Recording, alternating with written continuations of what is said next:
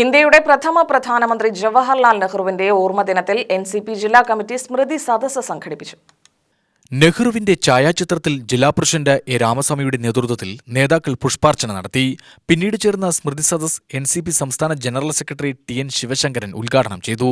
ആധുനിക ഇന്ത്യയെ പടുത്തുയർത്തുന്നതിൽ മഹത്തായ സംഭാവനകൾ നൽകിയ രാഷ്ട്രശില്പിയാണ് ജവഹർലാൽ നെഹ്റു എന്നും അദ്ദേഹത്തിന്റെ സ്മരണകൾ ഇന്ത്യ ഉള്ളിടത്തോളം കാലം നിലനിൽക്കുമെന്നും ശിവശങ്കരൻ അഭിപ്രായപ്പെട്ടു. അദ്ദേഹത്തിന് കൃഷിയോടുള്ള ആഭിമുഖ്യം, ഭാരതീയ സംസ്കാരത്തോടുള്ള ആഭിമുഖ്യം, ഭാരതത്തിലെ പട്ടിണി പാവങ്ങളെ ചേർത്ത് പിടിച്ചുകൊണ്ട് ഒരു മതേതര ജനാധിപത്യ റിപ്പബ്ലിക്കായി ഈ രാജ്യത്തെ നിലനിർത്താൻ അദ്ദേഹം ശ്രമിച്ച ഓരോ ദിവസങ്ങളും നമുക്ക് ആലോചിക്കുമ്പോൾ എന്ന് വലിയൊരു ആത്മാഭിമാനം തോന്നുകയാണ്.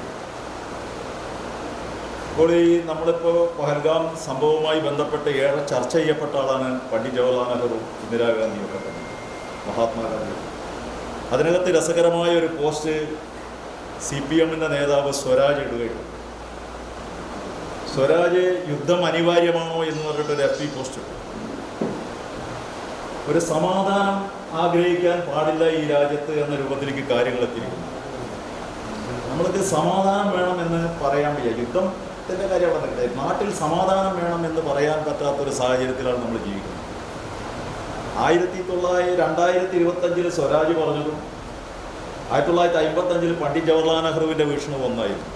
യോഗത്തിൽ സംസ്ഥാന നിർവാഹക സമിതി അംഗങ്ങളായ മോഹൻ ഐസക്, ഷെനിൻ മന്ദിരാട്, ജില്ലാ treasurer MN Saifuddin Kichalu, KP Abdul Rahman, Ponnil Venu, മറ്റ് നേതാക്കൾ എന്നിവർ സംസാരിച്ചു.